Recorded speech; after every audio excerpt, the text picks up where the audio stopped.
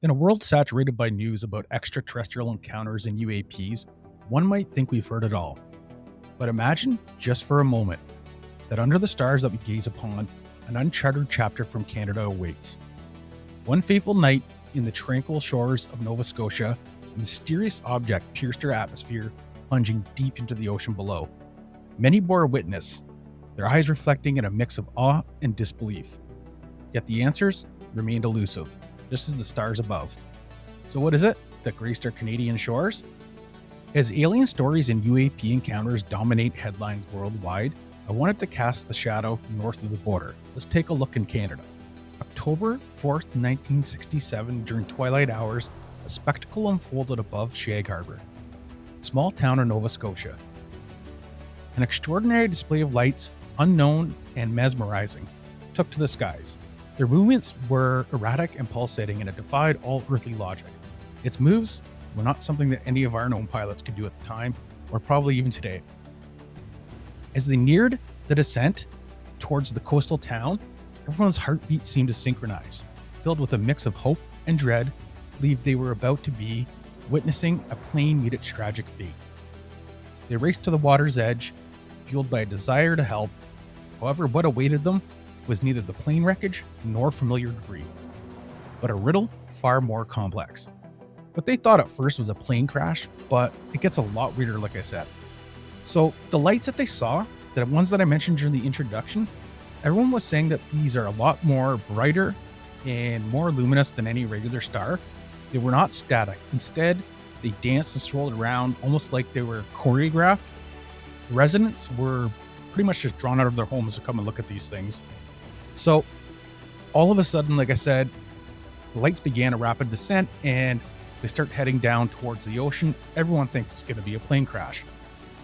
So just keep in mind that this is kind of early on in the whole UFO, modern history of UFOs anyhow. So people probably weren't as tuned into seeing lights in the sky. These things plunge straight into the ocean. Everyone is freaking out. I can imagine the residents kind of arguing amongst themselves about what it was. Was it a plane? Was it a bird? I can imagine the conversations being something almost as interesting as the objects in the sky themselves. So everyone rushes down to the shore to see if they can kind of pull out wreckage or find some survivors. And they don't really see anything at first. I like to imagine an alien jumps right out and says, "Please like and subscribe to my channel." Okay, guys? Yeah, that was pretty cringe. So during this event, we have multiple witnesses. So basically half the town is seeing this go down, and so they're all corroborating each other's story. It seems credible from that perspective. So at the time, when everyone kind of was scrambling down to the shore, emergency services at the time were alerted, and there was rescue operations actually undertaken, and residents watched and kind of an anxious way, waiting to see what would end up coming up. At this point, they hadn't seen wreckage or any survivors. The hours turned into days. The anticipation and confusion kind of grew. Despite their thorough and relentless search, not a single piece of wreckage or debris was found. And distressingly, no survivors were ever found as well. It was as if the waters themselves had swallowed up this entity whole.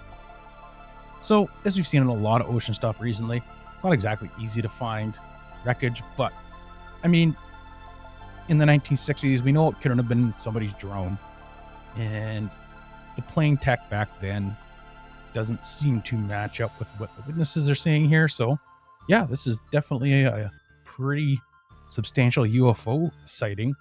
The investigation absolutely turns up absolutely nothing. The concrete, the tangible, the empirical, every single piece seemed to be missing. However, yet an entire town saying they saw what they saw. And in the absence of hard evidence, the human imagination, as it often does, begins to take flight. I just want to point out that it's very common for the story of these craft to actually go into water, and move around in water just as if it was air, and not to leave a splash and just kind of dunk right in and never be seen again. There was a famous case over Lake Huron where they did the same thing. So yeah, it's pretty interesting. Every conceivable theory was thrown into the mix. Some people believe that it was probably part of a classified military experiment. Some people believed it could have been some kind of Cold War tactic that was getting carried out. It could have been like a clandestine operation. And then lastly, you had some people believing in the whole UFO alien thing. So some people postulated that it could have been a meteor and like a fragments were breaking off or in some kind of weird way that it made it look like a UFO. But again, no evidence of that. So yeah, in the UFO community, this definitely kind of met the criteria as somewhat of a credible sighting. And it was, fairly reported on back in the day. And this is, there's something really interesting happening when you have mass sightings where a ton of people are seeing it. We've seen it in the Ariel UFO incident. I think there was the Phoenix Lights one. So you have all these people seeing it. You can't deny it. So yeah, it makes sense if it could be a military aircraft, and given the craziness of the world today, yeah, it could be aliens. I don't think aliens would even be that surprising anymore. They could be more surprising if they were like aliens that were here all along that aren't actually aliens. The craft that's described during this incident just so happens to be kind of that orby tic-tac thing that is described over and over and over again, and that we're seeing repeated in kind of our modern UAP UFO stuff. So I want to compare that to that a little bit, and we'll just get into this last part of this short episode.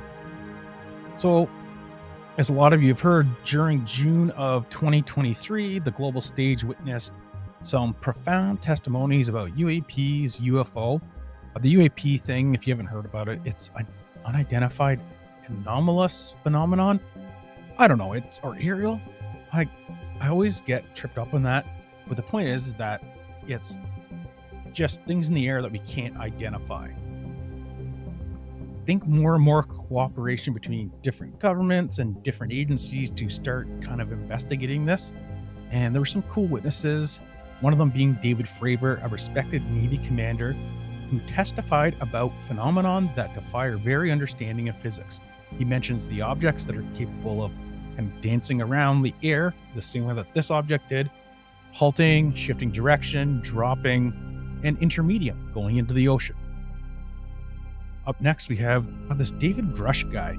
And I'm not going to kind of comment one way or the other what I think could be the case, but he's this fellow out there right now who swears up and down that government agencies, or could it be private companies contracted with the government, are in possession of both alien craft and alien biologics. And yeah, so that's kind of what's getting torn apart by the media, and that's kind of definitely seems like a stoke in the fire, regardless of what this guy is saying or anyone. It definitely seems like there's so much intense coverage of this. We're getting very close to some kind of revelation happening where you're either going to find out about military equipment that was these UAPs, UFOs, that we're going to find out maybe there's aliens or maybe there isn't aliens. And we're going to find out that the agencies really just did not investigate this. So there was just no answers, no data.